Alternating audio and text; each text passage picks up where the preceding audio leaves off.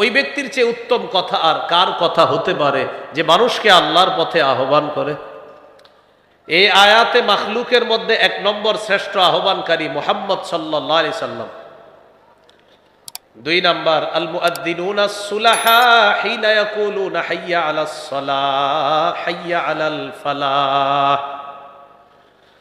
2 number হলো মুয়াজ্জিন সাহেব যারা আছে তারা যখন আজানে বলে হাইয়া আলাস সালাহ হাইয়া আলাল ফালাহ, তখন তাদের এই আহ্বানটা পৃথিবীর শ্রেষ্ঠ আহ্বান হয়ে যায়। এই জন্য আজান দিবেন, সবাই আজান দিবেন। মাঝে মাঝে মুয়াজ্জিনের ফজিলত অর্জন করার জন্য বলবেন, মুয়াজ্জিন সাহেব আপনি আজকে একটু রেস্ট নেন, আমারে আজান দিতে দেন। বিশুদ্ধভাবে আজানটা শিখে আপনি আজান দিবেন। কিয়ামতের ময়দানে মুয়াজ্জিনের গলা হবে সবচেয়ে লম্বা। উদ্দেশ্য হলো লম্বা মানি, এই লম্বা দ্বারা উদ্দেশ্য হলো কোটি কোটি মানুষের মাঝে দেখে চেনা যাবে এটা মুয়াজ্জিন। কোটি কোটি মানুষের মাঝে দেখে চেনা যাবে কি এটা মুয়াজ্জিন। আরেকটা ব্যাখ্যা হলো, আমরা পরীক্ষার রেজাল্ট দেখতে যখন যাইতাম আগে, এখন তো মাশাআল্লাহ রেজাল্ট দেখার মজাও নাই। এখন রেজাল্ট দেখারও কি নাই, পরীক্ষা দেওয়ারও মজা নাই, রেজাল্ট দেওয়ার, কারণ সব এখন ডিজিটাল হয়ে গেছে। কি পরীক্ষা অ্যাসাইনমেন্ট করতে হবে। আগে পড়ার মজা ছিল যে আমরা উস্তাদের সামনে পড়তাম, এটার একটা মজা ছিল। দলে দলে যাইতাম পড়তে, সেটা আপনার জেনারেল লাইনে হোক, দলে দলে যাওয়ার মজা ছিল আলাদা। আবার যেদিন রেজাল্ট দিত আমরা গিয়ে তখন মাদ্রাসার বারান্দায় বা স্কুলের বারান্দায় বোর্ডের মধ্যে খুঁজতাম কে 1 হইল কে 2 হইল, মজাই ছিল আলাদা। তো তখন 1 হয় যে 2 হয় যে, যদি বলি ভাই তুই 1 হইছস, তখন কি করে দেখি দেখি দেখি দেখি পিছন থেকে এইভাবে দেখতে চায়, ঠিক না? কিয়ামতের ময়দানে মুয়াজ্জিন সাহেব তার ফলাফল যে দেখবে, তো এইভাবে সে তার ফলাফলটা দেখবে, দেখি দেখি আমার ফলাফলটা, মানে তার ফলাফল এত সুন্দর হবে দেখার জন্য সে পেরেশান হবে যে দেখি তো আমার ফলাফলটা। তখন সবাই বলবে আচ্ছা এটা কে কে, এটা মুয়াজ্জিন। এই হলো কিয়ামতের ময়দানে মুয়াজ্জিন সাহেব। এটা ইবনে হাজার ব্যাখ্যা করছে এটার, আসকালানী রহমতুল্লাহি আলাইহি। তাহলে আল্লাহর দিকে আহ্বান করা এটা হলো সবচেয়ে শ্রেষ্ঠ আহ্বান। এ হলো 2 নম্বর ফজিলত। 3 নম্বর, যে ব্যক্তি কাউকে হেদায়েতের দিকে দাওয়াত দেয়, তার কথায় যদি তারা হেদায়েতের পথে চলে, যতগুলা মানুষ চলবে ততগুলো মানুষের সওয়াব আল্লাহ কাটবে না, না কেটে আহ্বানকারীর আমল নামায় সব সওয়াব আল্লাহ দিয়ে দিবে। যেমন আজকে আমি আপনাদেরকে সামনে বললাম ভাই সবাই আজান দেওয়ার চেষ্টা করবেন, এরপরে ফজিলত বললাম যে মুয়াজ্জিন সাহেবের গলা হবে সবচেয়ে উঁচা কিয়ামতের মাঠে, ব্যাখ্যা সহ বললাম। আমার এই কথা শুই না আপনাদের এই জায়গার 20 জন নতুন করে আজান দেওয়ার প্রতি উৎসাহিত হয়েছেন আপনারা, এবং আপনারা আজান দিছেন। আপনারা 20 জন আজান দেওয়ার পর যে সওয়াবটা পাবেন, আপনাদের সওয়াব আল্লাহ কাটবে না, না কাইটা আমারও 20 জনের সওয়াবটা দিবেন। এই জন্য আমলটা কেউ করেন না যদি আমার বেশি সওয়াব হয়ে যায়। হ্যাঁ নাকি করবেন? অনেক টেনশনে পড়ে যায়, হুজুর তো এটা কোনো কথা, আমরা এতগুলা মানুষ আমল করলে আপনি সওয়াব পাইবেন এটা? আরে ভাই আপনি আরেকজনকে বললেন, উনি দিলেও আপনি সওয়াব পাবেন। সহিহ মুসলিমের হাদিস 6697 নম্বর হাদিস। এটা হলো আপনাদের পকেটের হুজুর অনুযায়ী, উস্তাদ অনুযায়ী নাম্বারটা, আর আমাদের মাদ্রাসার পাঠ্যপুস্তক অনুসারে 2674 নম্বর হাদিস। এই হাদিসের মধ্যে আছে قال رسول الله صلى الله عليه وسلم من دعا إلى هدى كان له من الأجر مثل أجور من تبعا لا ينقص ذلك من أجورهم شيئا। যে ব্যক্তি কাউকে হেদায়েতের দিকে আহ্বান করে, তার আমল নামায় যত মানুষ তার এই কথা শুনবে, এই পরিমাণ মানুষের প্রতিদান আল্লাহ আহ্বানকারীকে দিয়ে দিবেন। তাদের প্রতিদান না কেটে সমপরিমাণ প্রতিদান আহ্বানকারীর আমল নামায় আল্লাহ দিয়ে দিবেন।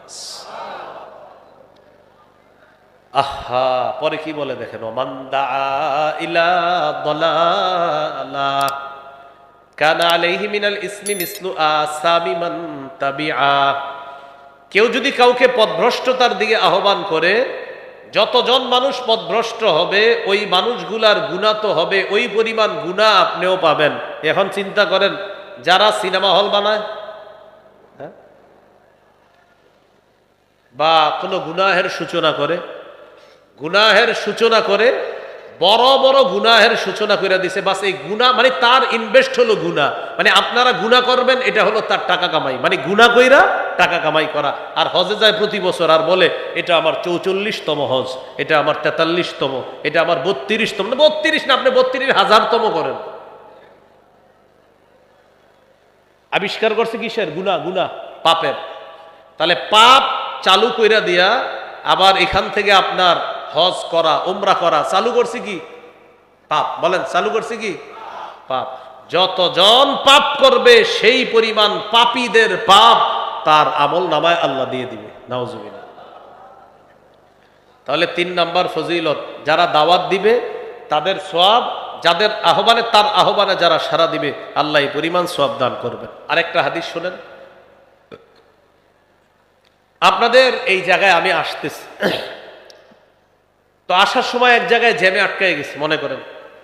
তো এখান থেকে বলা হলো ভাই আমি তো জ্যামে আটকে গেছি, 1 কিলো দূরে আছি, এই 1 কিলোমিটার জ্যাম ছুটতে 1 ঘন্টা লেগে যেতে পারে। আমাদের দেশে এরকম হয়, 1 ঘন্টা, 1 কিলো, আধা কিলো জ্যাম আপনার 1-1.5 ঘন্টাও চলে যায়। গতকালকে আপনার মানে 100 মিটারও হবে না, সামান্য একটা জায়গা 48 মিনিট এক জায়গায় বসা। কয় মিনিট? 48 মিনিট। এরকম হয়ে যায় অনেক সময় জ্যামে পড়লে। তাই বললাম আমি তো জ্যামে পড়ছি, একটা মোটর সাইকেল নিয়ে আসেন, টান দিয়ে নিয়ে যান, তাহলে বাকি আমারে কিন্তু কখনো মোটর সাইকেল উঠানোর চেষ্টা করেন, আমি স্বপ্নেও মোটর সাইকেলে উঠতে চাই না। এটা এমনি বললাম উদাহরণ, কিভাবেও না, স্বপ্নেও না, বাস্তবে তো নাই, স্বপ্নেও না। হ্যাঁ, তো আমি বললাম যে একটা মোটর সাইকেল নিয়ে আসেন, টান দিয়ে নিয়ে যান। আমার আম্মার নিষেধ আছে, এই জন্য আম্মার নিষেধ, এক তো নিষেধ আছে, দ্বিতীয়ত আমি যে কোনো কারণে সাইকেল মোটর সাইকেল কঠিন ভয় পাই। হ্যাঁ, তো আপনারা কেউ মোটর সাইকেল দিয়ে আনতে গেলেন, আনতে যাওয়ার পর যিনি মোটর সাইকেল দিবে তার কাছে মোটর সাইকেল নাই। আমি ফোন দিছি আপনি মোটর সাইকেল নেন, হুজুর আমার তো মোটর সাইকেল নাই। তাহলে যার আছে তাকে পাঠিয়ে দেন। তো উনি কি করলেন, নিজে মোটর সাইকেল দিতে পারে নাই, এমনি একজনের কাছে পাঠাইছে, ভাই তুমি একটু মোটর সাইকেলটা নিয়ে যাও, হুজুরে দেখো আনা যায় কিনা। তাহলে এক ব্যক্তি মোটর সাইকেল নিজে দিতে পারে নাই, আরেকজনকে শুধু বলছে তার মোটর সাইকেলটা নিয়ে যাও। তাহলে একজনে দিতে পারে নাই, রাস্তা দেখায় দিছে তার কাছে যাও, সে হয়তো দিতে পারবে। বাস্তবিকই সে দিল। দেওয়ার পর যে আলেম আসবে তাকে আনলেন, আনার পর তিনি বয়ান করলেন। এই যে সবগুলা এর মাঝে হয়ে গেল, প্রথমে রাস্তাটা যিনি দেখায় দিলেন আল্লাহ তাকেও সওয়াব দান করলেন। আবু দাউদের হাদিস। নবীজির কাছে, আপনারা ভাবছেন যে হুজুর এটা কোনো কথা? হ্যাঁ, ওই যুগের বাহন এই যুগের মোটর সাইকেল, ওই যুগের ঘোড়া এই যুগে মোটর সাইকেল। হ্যাঁ, রাসূলুল্লাহ সাল্লাল্লাহু আলাইহি সাল্লামের কাছে এক সাহাবী গেলেন, যাওয়ার পরে বললেন ইয়া রাসূলুল্লাহ ইন্নী উবদিআ ফাহমিলনি, আমার বাহন নাই, আমাকে একটা বাহনের ব্যবস্থা করে দেন। রাসূলুল্লাহ সাল্লাল্লাহু আলাইহি সাল্লাম বললেন লা আজিদু মা আহমিলুকা আলাইহি, তোমাকে দেওয়ার মতো কোনো বাহন আমার কাছে নাই, তোমাকে দেওয়ার মতো বাহন আমার কাছে নাই। ওয়ালাকিন ইতি ফুলানান ফালাল্লাহু আইয়াহমিলাকা, অমুকের কাছে যাও, সে তোমাকে বাহনের ব্যবস্থা করে দিবে। তিনি গেলেন তার কাছে, যাওয়ার পর তিনি তাকে বাহনের ব্যবস্থা করে দিলেন। তিনি বাহন নিয়ে আসলেন, আসার পর বললেন নবীজির কাছে যে আপনার আমাকে যার কাছে পাঠাইছেন তিনি আমাকে বাহন দিয়েছেন। ফাকাল রাসূলুল্লাহ সাল্লাল্লাহু আলাইহি ওয়াসাল্লাম মান দাল্লা আলা খাইরিন, যে ব্যক্তি কল্যাণের রাস্তা দেখায় দেয়, ফালাহু আজরু ফাইলিহি, যিনি কল্যাণের রাস্তা দেখায় দিল, যাকে দেখালো সে কাজ করে যেই সওয়াবটা পাবে, যিনি রাস্তা দেখাইলেন আল্লাহ তাকে ওই কর্মকার যিনি কাজটা করলেন তার সওয়াবটা, রাস্তা দেখায় দিছে যে তাকে আল্লাহ দান করবে। মান দাল্লা আলা খাইরিন, যে কল্যাণের রাস্তা দেখায় দেয়, ফালাহু, তার জন্য আজরু মিসলু উজুরি ফাইলিহি, যিনি করবে কাজটা তার সওয়াবগুলা আল্লাহ তাআলা রাস্তা দেখায় দিছে যে তাকেও দান করবে। এ হলো দাওয়াতের ফজিলত। কি বললাম? আরেকজনকে ভালো কাজের রাস্তা দেখাবেন, এটা দাওয়াত। আর এই কাজ যারা করবে এই ফজিলত আল্লাহ আপনাকে দান করবে। 4 নম্বর ফজিলত, একজন মানুষ যদি আল্লাহ আপনার দ্বারা হেদায়েত দান করে, আরবের লাল ওটের চাইতে আরো মহামূল্যবান জিনিস আল্লাহ আপনাকে দান করছে। সহিহ বুখারীর বর্ণনা, 4210 নম্বর হাদিস। এই হাদিসের বর্ণনাকারী সাহাল ইবনে সাদ আস-সাঈদী রাদিয়াল্লাহু তাআলা তিনি বলেন, قال رسول الله صلى الله عليه وسلم يوم خيبر لأعطين الراية غدا رجلا يفتح الله على يديه يحب الله ورسوله ويحبه الله ورسوله। নবীজি বলেন, আগামীকাল এমন এক ব্যক্তির হাতে আমি পতাকা দিব যাকে আল্লাহ তাআলা ভালোবাসেন, রসুলও ভালোবাসেন এবং ওই ব্যক্তিও আল্লাহ এবং তার রসুলকে ভালোবাসে। ইয়াফতাহুল্লাহু আলা ইয়াদাইহি, আল্লাহ তার হাতে খায়বারের বিজয় দান করবেন। এক ব্যক্তিকে পতাকা দিব যে আল্লাহকে রসুলকে ভালোবাসে, আল্লাহ এবং তার রসুলও তাকে ভালোবাসে, আর তার হাতে আল্লাহ খায়বারের বিজয় দান করবেন। সাহাবায়ে কেরাম পতাকা পাওয়ার আশায় রাতে এই জল্পনায় কাটায়া দিছে। ফাবাতান নাসু ইয়াদুকুনা লাইলাতাহুম আইয়ুহুম ইউতাহা, কাকে পতাকা দেওয়া হবে এই জল্পনায় রাত কাটায়া দিছে সাহাবায়ে কেরাম। রাত কাটায়া দিল সাহাবায়ে কেরাম, কারে পতাকা দিবে এই জল্পনায় রাত কাটিয়ে দিছে। রাত কাটানোর পর ফালাম্মা আসবাহান নাস গাদাউ আলা রাসূলিল্লাহি সাল্লাল্লাহু আলাইহি ওয়াসাল্লাম, যখন সকাল হলো তখন সাহাবায়ে কেরাম নবীর কাছে আসলেন। আসার পর রাসূলুল্লাহ সাল্লাল্লাহু আলাইহি সাল্লাম বললেন, আইনা আলী ইবনু আবি তালেব, আলী কোথায়? সাহাবীরা জবাব দিলেন, হুয়া ইয়াশতাকি আইনাইহি ইয়া রাসূলুল্লাহ, হুজুর হযরত আলীর চোখে সমস্যা। আলীর চোখে কি সমস্যা, এই জন্য আসে নাই। রাসূলুল্লাহ সাল্লাল্লাহু আলাইহি সাল্লাম বললেন, লোক পাঠাও, আলীকে বলো আসতে আমার কাছে। আলী রাদিয়াল্লাহু তাআলা আনহু আসলেন। আসার পর রাসূলুল্লাহ সাল্লাল্লাহু আলাইহি সাল্লাম কি করলেন? ফাবাসাকা ফি আইনাই, হযরত আলীর দুই চোখের মধ্যে থুতু মুবারক লাগায় দিয়েছে। ওয়া দাআলা, হযরত আলীর জন্য দোয়া করলেন। আলী রাদিয়াল্লাহু তাআলা সম্পূর্ণ সুস্থ হয়ে গেলেন। কাআন লাম ইয়াকুন বিহি ওয়াজাউন, সাহাবীরা বলেন হযরত আলীর চোখের দিকে তাকায়া দেখলাম আলীর চোখ দুইটা এমন ভাবে সুস্থ হয়ে যায় যেন আলীর চোখে কোনোদিনও অসুস্থতা হয় নাই। দুই চোখ এমন ভাবে সুস্থ হয়ে যায় যেন কোনোদিনও অসুস্থতা হয় নাই। তো আলী রাদিয়াল্লাহু তাআলা আনহুকে নবী পতাকা দিলেন। আলী রাদিয়াল্লাহু তাআলা আনহু গেলেন নবীর কাছে, অনুমতি চাইলেন, হুজুর উকাতিলুন নাস হাত্তা ইয়াকুনু মিসলানা, আমি লড়াই করব কতক্ষণ, যতক্ষণ তারা আমাদের মতো মুসলিম না হবে ততক্ষণ। নবী বললেন, শোনো, উনফুজ আলা রিসলিকা হাত্তা তানজিলা বিসাহাতিহিম, তুমি আপন অবস্থায় যাও, এই অবস্থায় গিয়ে তাদের আঙিনায় তুমি অবতরণ করবা, তাদেরকে তুমি ইসলামের প্রতি আহ্বান করবা। আলী শোনো, লা ইয়াহদিয়াল্লাহু বিকা রাজুলান ওয়াহিদান খায়রুন লাকা মিন আইয়াকুনা লাকা হুমুরুন নাআম, তোমার মাধ্যমে একজন ব্যক্তিকে আল্লাহ হেদায়েত দান করা আরবের মহামূল্যবান লাল ওট তোমার জন্য হওয়ার চাইতেও আরো বেশি উত্তম। এই হলো 4 নাম্বার ফজিলত।